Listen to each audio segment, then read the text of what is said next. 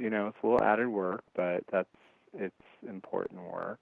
And again, just making sure that you call even if you are in a blue state, even if you feel that your representatives support the way that you think. But you can't just assume that you have to make that call. If you're in a deeply red state also, still call. And I know that we see a lot of naysayers on Twitter saying, that call doesn't really matter. The cumulative effect, let's say even previously in the past, Jeff Flake may have been someone that's making a phone call too, but after a period of time, and we're in a marathon here, and I think people tend to think it's a sprint based on each individual issue.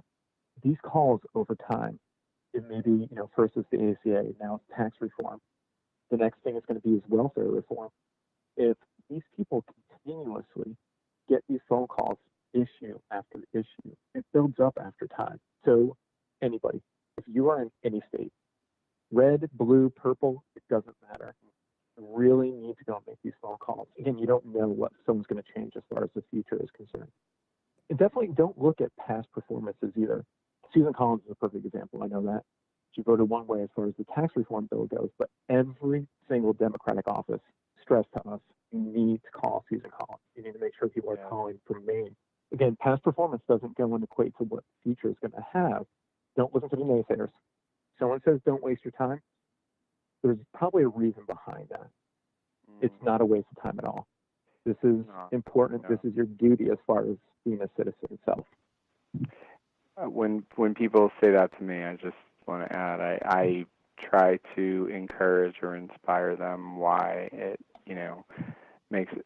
does make a difference too, and hopefully they're open-minded enough to listen or to respond. But most of the people I know that live in a red state, they're pretty active and they're pretty, they do call and they respond. But, every once in a while you get those people that don't think it matters. And again, can't drive this point home enough, but it does matter. It matters so much. We were in the offices hearing the phones ringing. I would look over at the desk and, and another little tip, if you're having these conversations and if you're calling, people that are answering the phones, they're usually unpaid interns. They're maybe just fresh out of college. They're not the policymakers. So again, please be kind to everyone you're calling and just make sure you're communicating again with them in a clear and concise manner. They're not your senator. They're not your representative. You don't even know if their views align up specifically with them in regards to these issues. Try to treat them a little nicely, again, because they've always been kind to us. So just have that respect when you do call them. And these calls get a lot easier over time. They do. 13 months ago, I don't think I had ever called a senator or representative, and I started making calls, and they get so much easier. They do. The more you do them. And so even if it's like you were saying, an issue that you think your representatives agree with you, that's an even better way to practice making calls.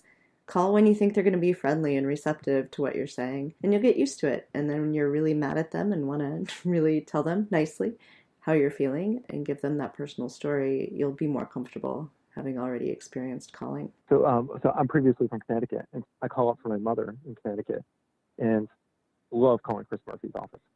And so, again, it's maybe even just a thank you. If you're calling, you know that the other side is also calling, and maybe they may not be delivering the same message that you are. Give them encouragement. Hey, thank you for what you do.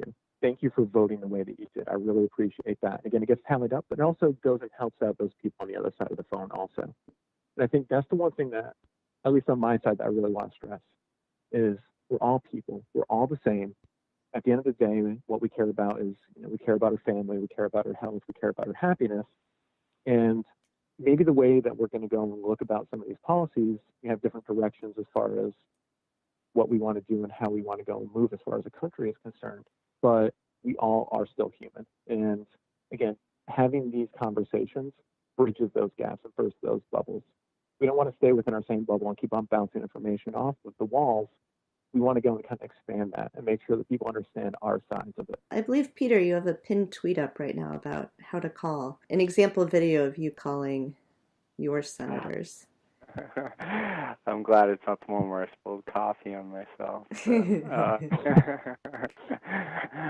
yes, I do. And I think in that video, I believe that I think it was like 2 or 3 times that I've done these periscopes on Twitter, which is like their live video. So it's live, it's not really a video, it's a live stream.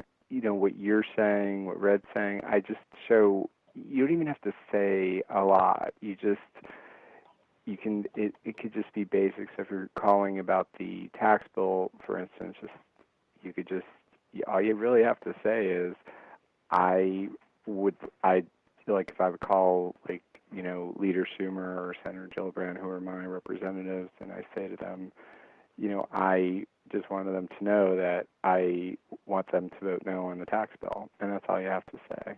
It could be as short as that. If you feel that you want to say something else, more specific, you can. It's really, like you're talking about, how it gets easier and how you feel more comfortable about it. It's really, the most important thing is that you make the call. The message is going to be the same. They may not write everything down, like when it pertains to that. Like Red said, if it's personal, then you should really share that personal story.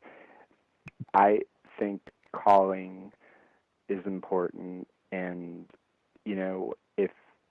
if you feel like you want to share more, that's great. If you feel like you just want to say something really simple, that's great. I just want to just keep encouraging people to make that call, and seeing somebody do it, I thought would resonate with people, and it has, and I just, again, it's like I remind people every day to call, every day to advocate, and if not for yourself, then for other people. We always try to have an action item each episode, so this one's pretty obvious, everybody, I think. Call. Absolutely. Call. And, you can email. I always say call. It's like a real, like, that you spoke with someone, that somebody heard you. Of course, the emails do get through, and they do have a trail of those too, and we did verify that they do read their emails, and I think it was Senator Grassley's health policy person who actually said to us that, those emails get back to her, and that's when she, takes over and starts looking at them, and especially if there are personal stories attached to them as well. But the calls get routed to her as well. So, yes, call, absolutely. It really does mean something as far as these stories are concerned, and Peter and I are evident of that. Our favorite representative, Carolyn Maloney, went and actually used our stories on the House floor, and they do that when they need talking points and they need to go and kind of bring up different issues. They'll go back to their constituents and they'll go and explain exactly what's going on with them. And that just makes their cases even better. Again, it was an honor to have Carolyn actually go and do that for us, but they do it all the time. I believe it was Senator Wyden's office that actually kind of brought that up also. And it came up in a couple of conversations, is they do need talking points. And there's, again, nothing more powerful than a personal story as far as a talking point is concerned. So do you think that the ACA will remain? Do you think that it will be taken out of this tax bill? What's your sense, having talked to a lot of people?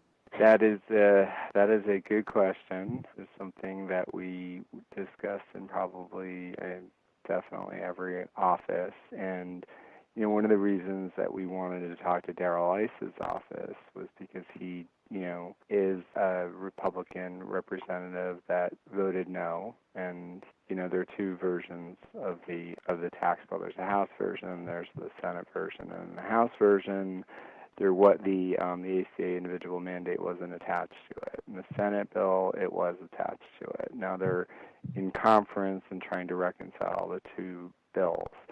But, Susan Collins has Again, back to her, she has a history of voting against, any type of ACA repeal, and this is what it would be. We know, speaking with Speaker Ryan's office, that he's not happy with the deal that she made with Leader McConnell.